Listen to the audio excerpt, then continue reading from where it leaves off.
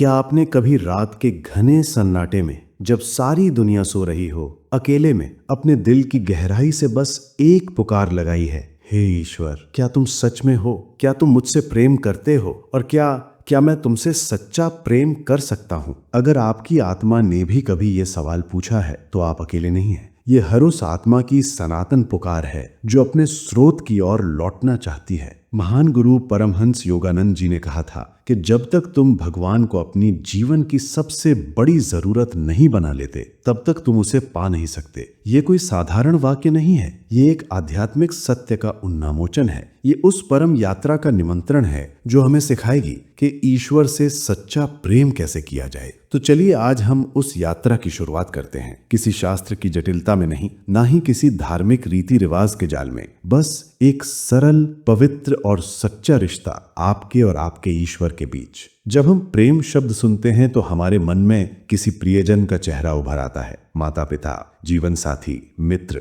ये प्रेम सुंदर है पर अक्सर अधूरा है। इसमें उम्मीदें होती हैं, शिकायतें होती हैं, दूरियां होती हैं और बदलने का भय। सांसारिक प्रेम एक टूटे हुए आईने में चांद के प्रतिबिंब जैसा है, सुंदर पर खंडित और अस्थायी। लेकिन ईश्वर का प्रेम वो अडिग है, अनंत है, पूर्ण है। वो एक विशाल आकाश की तरह है जो हर बादल, हर तूफान को अपने भीतर समा लेता है, फिर भी शांत और अपरिवर्तित रहता है। वो एक ऐसा महासागर है जिसकी हर लहर बस यही कहती है कि मैं तुमसे प्रेम करता हूँ, बिना किसी शर्त के, बिना किसी मांग के। परमहंस योगानंद जी ने अपने जीवन में केवल उपदेश नहीं दिए, उन्होंने उस दिव्य प्रेम को जिया। वे कहते थे कि अगर तुम दिन रात भगवान को पुकारो, जैसे कोई माँ अपने खोए हुए बच्चे को ढूंढती है, तो भगवान को तुम्हारे पास आना ही पड़ेगा। वो तुम्हारी भक्ति के आगे विवश हो जाएगा। एक पल के लिए रुक कर सोचिए, क्या आपने कभी इस तरह पुकारा है? उस तड़प के साथ, उस बेचैनी के साथ। क्या आपकी आत्मा ने कभी रोते हुए उसे ढूंढा था? ईश्वर से प्रेम की यात्रा का पहला और सबसे महत्वपूर्ण चरण है उसकी सच्ची प्यास को जगाना। जैसे एक मछली पानी के बिना तड़पती है, छटपटाती है, वैसे ही जब तक हमारा हृदय ईश्वर के बिना बेचैन नहीं होता, तब तक सच्चा प्रेम नहीं जगता। ये बेचैनी कोई दुख नहीं, बल्कि एक वरदान है। ये इस बात का संकेत है कि आत्मा अब जाग रही है। इसलिए योगानंद जी कहते हैं कि तुम अपने अंदर प्यास पैदा करो। भगवान को मत ढूंढो, बल्कि उस तड़प को ढूंढो जो तुम्हें उससे मिलने के लिए मजबूर कर दे। जब ये प्यास जाग जाती है, तब दूसरा चरण आता है, ईश्वर के साथ एक अंतरंगता, एक निजी संबंध बनाना। उसे किसी दूर बैठे सम्राट की तरह नहीं, बल्कि अपने सबसे प्रिय सखा, अपने सबसे करीबी मित्र की तरह देखना। उससे वैसे ही बात करें जैसे आप अपने सबसे प्रिय से करते हैं। कोई औपचारिकता नहीं, कोई बड़े बड़े शब्द नहीं, बस एक सच्चा दिल। जब आप सुबह उठें तो कहें, प्रभु आज का दिन तुम्हारा है, मेरे साथ रहना। जब आप किसी मुश्किल में हो तो कहें, भगवान मुझे तेरी जरूरत है, मेरा हाथ पकड़ लो। और जब आप खुश हों तो कहें, धन्यवाद मेरे प्यारे, ये सब तुम्हारी ही कृपा है। बस इतना कहना, हर रोज, हर पल, अपनी हर सांस में, भगवान मुझे तेरा प्रेम चाहिए, मुझे और कुछ नहीं चाहिए, मैं तुझसे दूर रहकर थक गया हूं। ये छोटी सी प्रार्थना पहाड़ों को हिलाने की शक्ति रखती है, क्योंकि ये अहंकार से नहीं, बल्कि आत्मा की गहराई से आती है। और फिर आता है तीसरा चरण, ध्यान, प्रार्थना और मौन। परमहंस योगानंद जी ने कहा कि ध्यान ईश्वर से मिलने का राजमार्ग है। लेकिन ध्यान केवल कोई तकनीक नहीं है, ये एक प्रेम भरी पुकार है। यह आत्मा का अपने प्रियतम से मिलने का समय है। हर बार जब हम अपनी आंखें बंद करते हैं तो हम संसार के कोलाहल से मुंह मोड़कर उस एक की ओर बढ़ते हैं जो मौन में हमारा इंतजार कर रहा है। क्या हमने कभी ध्यान को इस तरह देखा है, एक प्रेमी के इंतजार की तरह? एक पल के लिए बस अपनी सांसों को महसूस कीजिए, हर आती जाती सांस। ये जीवन का प्रवाह है। योगानंद जी ने क्रिया योग की वैज्ञानिक प्रविधि दी, जिससे हर साधक अपनी सांसों के माध्यम से उस दिव्य चेतना से जुड़ सकता है। उन्होंने सिखाया कि कैसे हर सांस में ईश्वर को महसूस किया जाए। पर हर महान संत की आत्मा एक ही बात कहती है, ईश्वर को पाया नहीं जा सकता जब तक उसे महसूस न किया जाए। योगानंद जी कहते थे कि तुम शब्दों से भगवान को बुलाओ, पर मौन से उसे पकड़ लो। कितनी अद्भुत बात है ये, मौन में ईश्वर को पकड़ लेना। जब हम ध्यान में गहरे उतरते हैं, उस मौन की दुनिया में जहां कोई विचार नहीं, न भविष्य की चिंता, न पतीत का बोझ, बस उस क्षण की पूरी उपस्थिति, वहीं, ठीक वहीं ईश्वर की उपस्थिति होती है। पर सवाल उठता है, कैसे हम इस संसार की भाग दौड़ से निकलकर उस मौन तक पहुंचें? योगानंद जी ने एक सरल साधन दिया, हृदय भक्ति ध्यान। उन्होंने कहा कि जब तुम ध्यान में जाओ तो अपने हृदय से ईश्वर को पुकारो। कल्पना करो कि तुम्हारा हृदय प्रेम की एक दिव्य ज्योति से जल रहा है और तुम बस उसकी ओर देख रहे हो।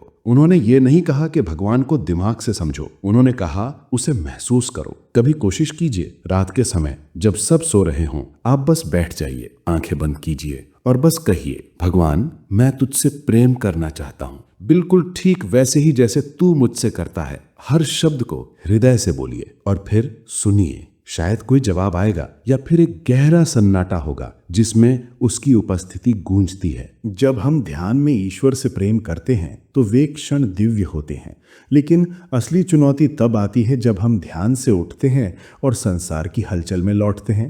परमहंस योगानंद जी ने यही सिखाया था। ईश्वर से प्रेम तब सच्चा होता है जब तुम उसे हर स्थिति में, हर व्यक्ति में महसूस कर सको, चाहे वो मंदिर हो या बाजार।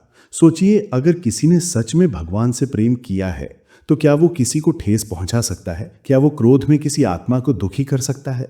योगानंद जी के जीवन की एक सुंदर घटना है। एक बार उनके एक शिष्य ने उनसे झूठ बोल दिया। आश्रम के सभी बाकी लोग सोचने लगे कि अब गुरुदेव क्रोधित होंगे, पर योगानंद जी मुस्कुराए और उस शिष्य से बोले कि अगर मैं तुम्हें दंड दूं तो मैं तुम्हें बदल नहीं सकता, पर अगर मैं तुम्हें प्रेम करूं तो शायद तुम खुद को बदलना चाहोगे। ये है दिव्य प्रेम, ऐसा दृष्टिकोण जो व्यक्ति के कर्म को नहीं बल्कि उसकी आत्मा को देखता है। ये प्रेम की आग में तपकर ही आता है। सच्चा ईश्वर प्रेम हमें विनम्र बनाता है। जब आप किसी से झगड़ते हैं और फिर अचानक भीतर से एक आवाज आती है, क्या इसमें मेरा प्रेम है, तो आप रुक जाते हैं, आपका अहंकार पिघलने लगता है।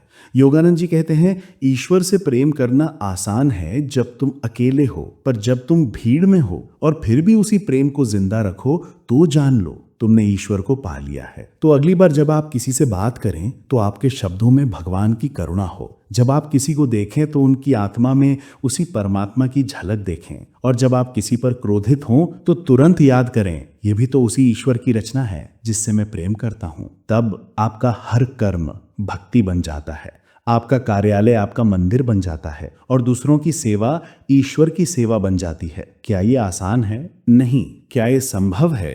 बिल्कुल। हर बार जब आप गिरें और फिर भी कहें, भगवान मैं तुझसे अब भी प्रेम करता हूं और करता रहूंगा, तो समझिए यही है सच्चा प्रेम। आध्यात्मिक यात्रा हमेशा आनंद और प्रकाश से भरी नहीं होती। कभी कभी ऐसे दिन आते हैं जब ध्यान में कुछ महसूस नहीं होता, न आनंद, न आंसू, न रोशनी, न शांति, बस एक सूखापन, एक खालीपन, जैसे ईश्वर कहीं चला गया हो। परमहंस योगानंद जी ने इसे निष्ठा की परीक्षा कहा है। यही वे क्षण होते हैं जहां पता चलता है कि हमारा प्रेम स्वार्थी था या सच्चा। क्या हम ईश्वर से इसलिए प्रेम करते थे क्योंकि हमें अच्छे अनुभव मिले, या हम उससे इसलिए प्रेम करते हैं क्योंकि वो है? योगानंद जी कहते हैं, सच्चा भक्त वो है जो भगवान की चुप्पी में भी मुस्कुराता है क्योंकि उसे अनुभव नहीं, भगवान चाहिए। क्या हम इतने सच्चे हो सकते हैं जहां हम कह सकें, हे प्रभु चाहे तो मुझे कुछ ना दे पर तू मुझसे दूर मत होना, मैं तुझसे प्रेम करता हूं बिना किसी शर्त के।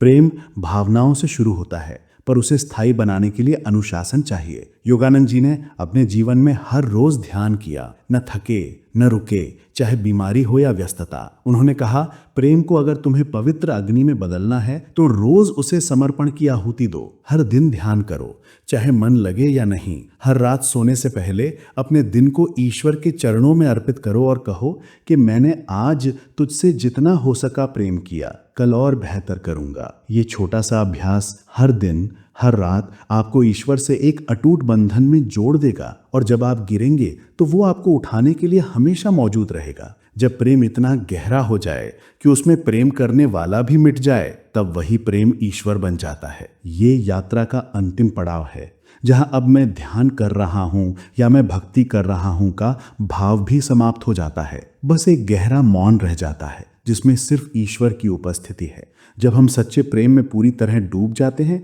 तो धीरे धीरे हमारा स्व यानी हमारा अहंकार, हमारी इच्छाएं, हमारा स्वार्थ सब पिघलने लगता है। योगानंद जी कहते हैं, ईश्वर को पाने के लिए पहले खुद को खोना पड़ता है, और जब मैं नहीं रहता तो क्या बचता है? केवल वही परमात्मा।